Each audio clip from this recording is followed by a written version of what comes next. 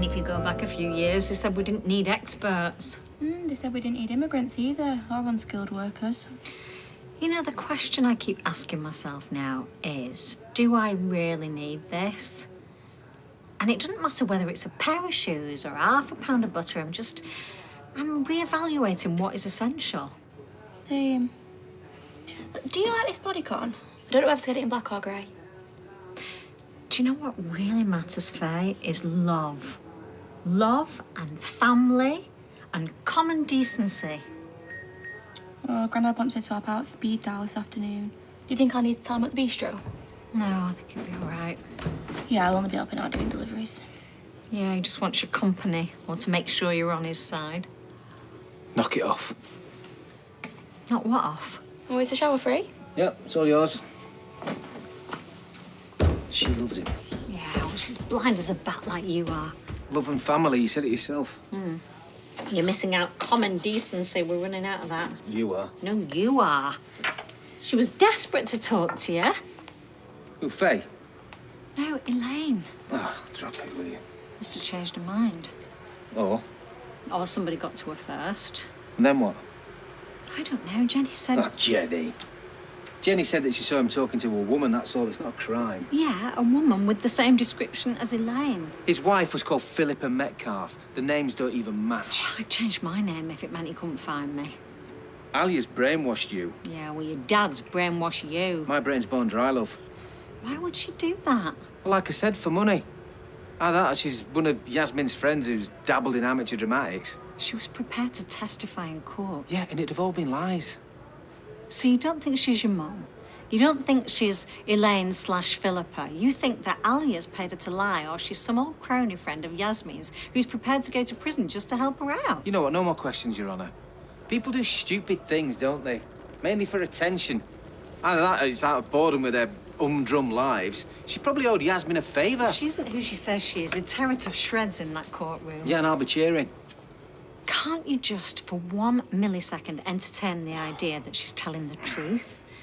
And that it's Jeff that's lying? That his first wife is still alive? No.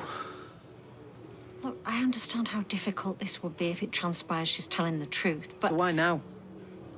Well, isn't it possible that Jeff has been bullying Yasmin and that all those years ago he bullied Elaine too? I've got to go to work. What, dressed like that?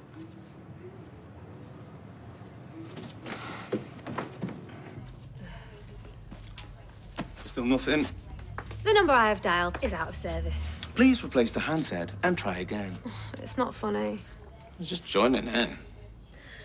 Right, I'll pop round to Sally's in a bit, see if she's heard anything. Do you want me to come with you? I thought you were volunteering. Yeah. I've got to pick up a prescription from Mrs. Bannister on Balaclava Terrace. Inhalers, I think. All right, well, don't keep her waiting. Yeah, what my granddad's been doing? The tree thingy, your grandma did tell me, but I wasn't really listening. All right, 2 trees in the back garden, 10 metres apart. He walks between them 161 times before breakfast, so he's walked a mile. And the same again after tea. Yeah, this is turning us all into nutters. In fairness, he was a nutter in the first place, so... Right, OK, do me a favour in a minute. Call Streetcars and see if Tim answers.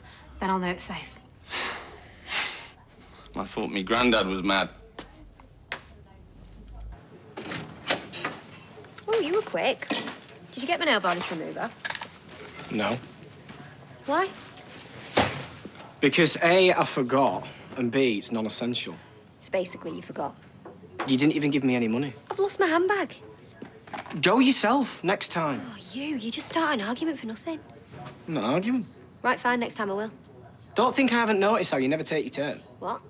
It's always, oh, Mum, you just nip into Fresh Goes, you just get me this. Yeah, but who wants to queue halfway around the precinct? Nobody. That's my point, but maybe you should every now and again. But I was nearly in an accident. I'm still shaken up. Yeah, that's your excuse this week, isn't it?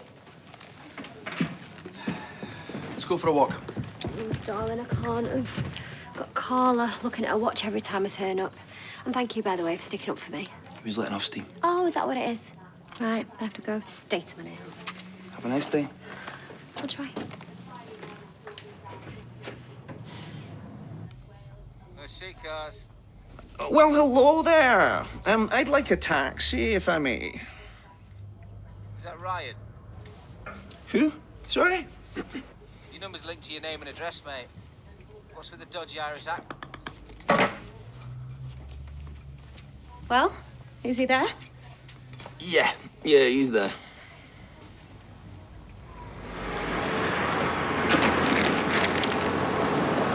Oh, anything exciting? Oh, it's a new chair for Oliver, specially adapted. Cool. Yeah, it looks pretty comfy. Might get one myself. How is he?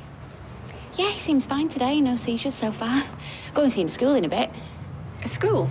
Yeah, one that specialises in SEN kids. Going to meet the headmaster there. Apparently it's really hard to get into, so need to get his name down as soon as possible. Right. Sounds exciting. Yeah, well, we'll see. Are you both going? No, just me and Steve. Nick's got a few things on today.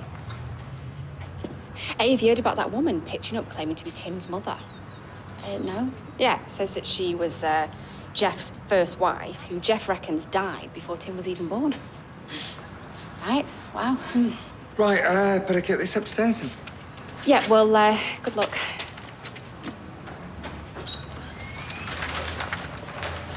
And her phone was dead this morning. You know, Tim is in complete denial. Well, who would make it up? That's what I said. He thinks she's an old mate of your grand's with a flair for amateur dramatics. Or a death wish. Either that or you're paying her. Maybe we should call the police. Better still, why don't we go down there? I suppose I better go and crack the whip. Not behind. Exactly. One word for you. Nightcap. Oh, Kirky already. It's only 10:30. No, not the drink. The hat. Like Wee Willie Winky. They come back into fashion, and we should produce them in silk or flannelette. And this is what you come here to tell us? Me and Beth came up with it last night. Oh, OK. What about all the masks and the scrubs, you know, we've been knocking out for the NHS? Should we just put that on the back burner? No, that stuff's important. Oh, OK. Well, I tell you what, Kirky, next time put it on email. So is that maybe? I'm afraid not, Kirk. I bet Peter would wear one. And Adam. I know I would. Will that be all? Yes, Mrs. Connell. Oh, I've missed you. Hey, sorry to interrupt. It's all right, she's all yours. How was the shielding? What do you think? It's like a caged animal. Aye, so Peter said. Excuse me. Joke. Oh. Awkward. You flirting? She's family. Look, I'm sorry. What about? I'll drop it now. Whatever was or wasn't going on, the important thing is you're alive. I can't tell you how grateful I am for that. I'm sick of hearing about him. I know you are, and that's my fault. So long as you and I are okay, I don't care. So? Yeah, fine. Good. Oh, and for the record, I wouldn't wear a nightcap. And Jenny Connor is... She's the landlady of the local pub. The Rover's return. And she saw her talking to Jeff. Where? On the street. Well, Jeff was in his car, but you'd have to check with Jenny. Elaine was on her way to see my husband again, but she never turned up. Well, she could have changed her mind. Or Jeff could have talked her out of it. Yeah, if she is who she claims to be and she plans to stand up in court, there's no limit to what he might have done to her. I think we're getting ahead of ourselves. You say she claimed to be Tim's mother, but there's no evidence that she is. Well, no, but you could find that out easily enough, couldn't you? All these years, Jeff said she was dead, so no one had any reason to contest it. Tim was brought up by Jeff's second wife, Tess. Jeff told Tim that Tess was his mother. That's all Tim's ever known. So everyone assumes she's dead until she rocks up out of the blue? Well, she read about my gran and decided enough was enough. But we were just about to get the ball rolling, let the courts know that we were calling her as a witness. She was prepared to break 50 years of silence. I think that's pretty brave, don't you? If Jenny hadn't seen her talking to Jeff, we might have assumed that she'd just bottled it. Well, maybe she has. If she is who she says she is, or even if she isn't. Well, it's worth finding out, don't you think?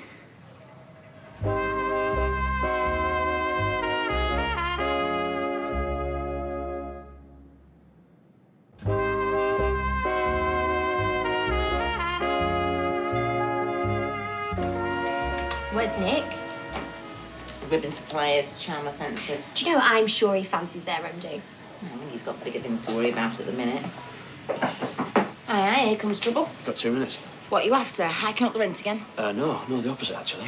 I'm going to leave it as it was. You what? Yeah, I spoke to my accountant, and in the spirit of goodwill, I don't want to be that kind of landlord. That kind of... So I'm assuming there's a catch? No, you just got to be good tenants. I think we can manage that, can't we, Sarah? I think if something seems too good to be true, it usually is. Ignore my colleague. She's really new. Well, you can rip up the paperwork, Sarah, because I've called off the dogs. Adios. Well, that's not something you see every day. Tell them I've thrown in 3 samosas on the hour. Grandad? What? Who was that woman that you was talking to yesterday? Oh, you don't want to know. Well, what if I do? Well, it was a bit embarrassing, if you must know. Try me. She coughed on me. Well, not on me, but near me. She was walking past, wasn't keeping her distance, and she coughed.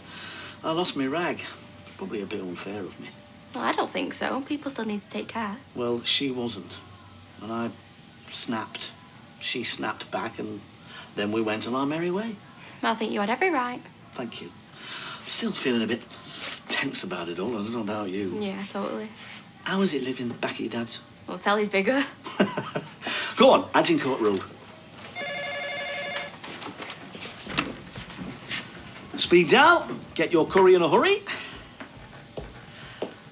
What was the address, please?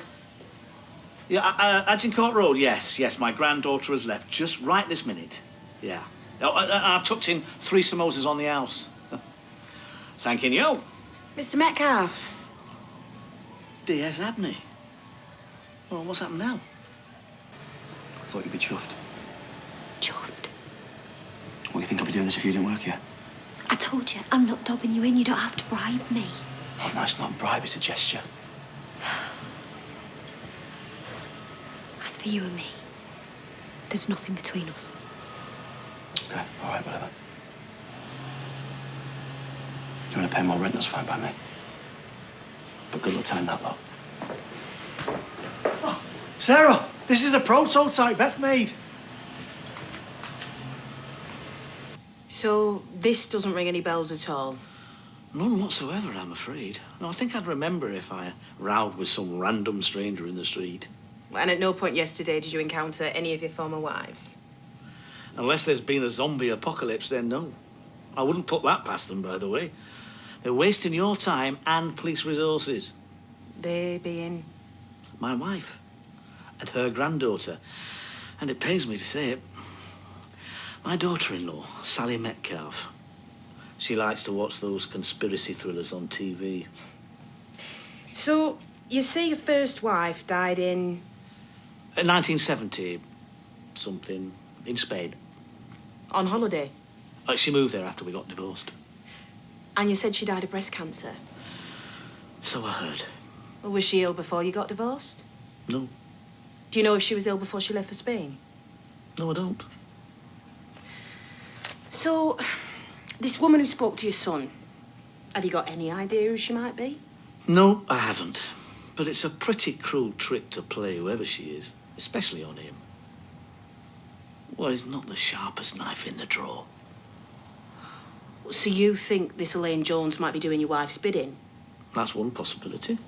And what's the other? That she's a crackpot, a wacko, a nut job. Some lonely woman who's read something online. I mean, there's all manner of fantasists out there. Jenny Connor said you were in a car at the time she saw you talking. Jenny Connor pulls a terrible pint. OK. To be clear, you don't recall arguing with anybody yesterday, let alone your first wife, Philippa Metcalfe. As far as you're concerned, Philippa Metcalfe remains dead. But you were aware that your son had already been approached by a woman who claimed to be your first wife, but called herself Elaine Jones, and that she intended to stand as a witness in your current wife's upcoming trial. Yes. Yes. Yeah, I feel like I'm at it already. Hope it's her on the stand, not me. Now, if you don't mind, the good people of Weatherfield want their dinner, and I'm sure you've got better things to do, like bullying innocent people for taking their dogs for a walk in the countryside, eh? We'll be in touch. Don't feel you need to be.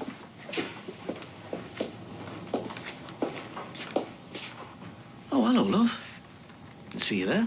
I've just come in. What was that all about? Ask your stepmother. Or better still, don't bother.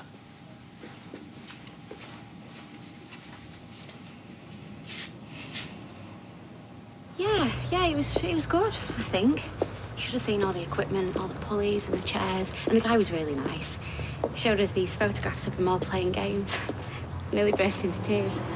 But you can't show Peter, can you? Yeah. All right, well, listen, I'll see you later. Okay, bye. Hey. Hello, Melissa. Nearly, Leanne. Mandy from Antenatal. Sorry, I was going to style it out then. I knew your face from somewhere. How are you? Yeah, good, thanks. You had the dreaded lurgy yet? No, not yet. Fingers crossed. You? So far, so good. My husband caught for it, though. Mild dose, luckily. Kids are okay. I had another. Like shelling peas. Oh, congratulations. Nancy's into everything, though. She's a complete nightmare. We call her the devil child. Nancy? She's who I was pregnant with back then. My husband's teaching her how to spell. Wants to make her a child prodigy, I think. And he's got her playing the xylophone. I said she'll get bullied at school. Be like that kid from Family Guy. Yeah. How's your lad? It was a boy you was having, wasn't it? Yeah, boy. Oliver. Everything okay? Yeah, fine, thanks. Into everything, just like yours. It's a nice age, isn't it? When they start giving you back chat. And try and have a 6-month-old and all.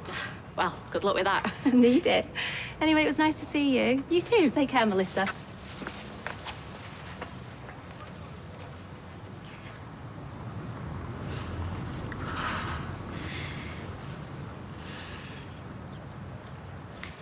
Maybe when all this is finally over, we can ask them again.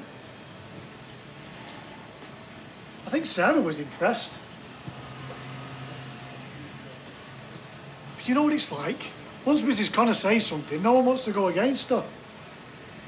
Anyway, I'll be on for my dinner in a minute. Yeah, I love you too. We're working our way through the backlog, but it's not going to make much difference. Well, so long as folks have got hair, you'll always have a job.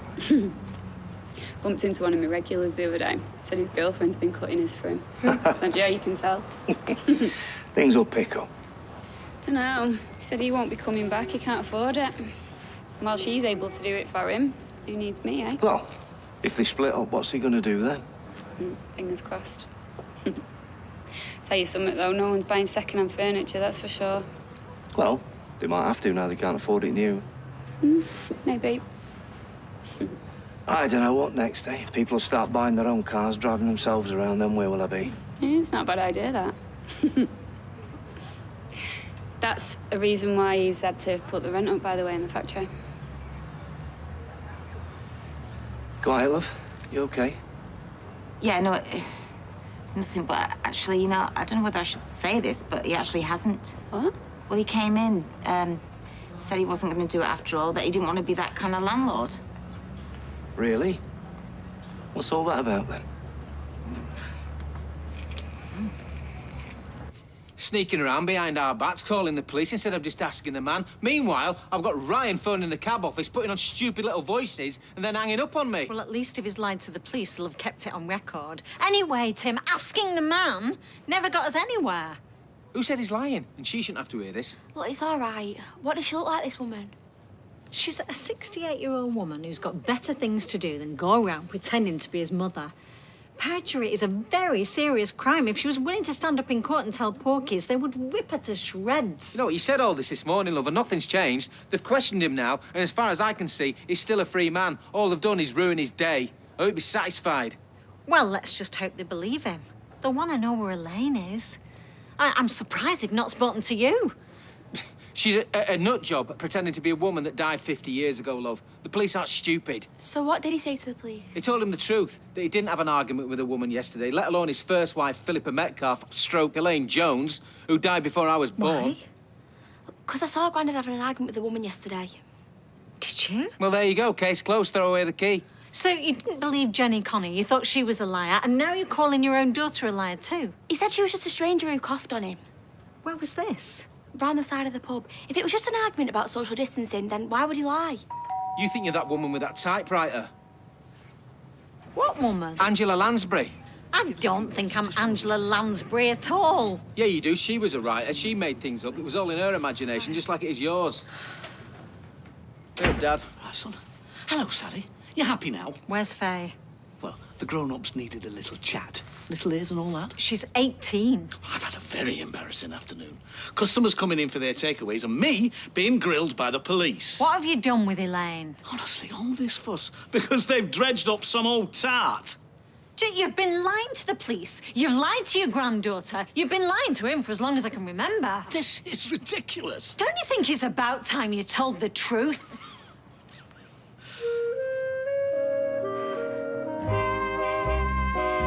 And there's more from the Cobbles over on ITV Hub with some of the best storylines from over the years. Our special Coronation Street Scandals is available now. Still to come tonight, childhood sweethearts who spent their lives in the spotlight. You've another chance to see our drama Tina and Bobby at 9.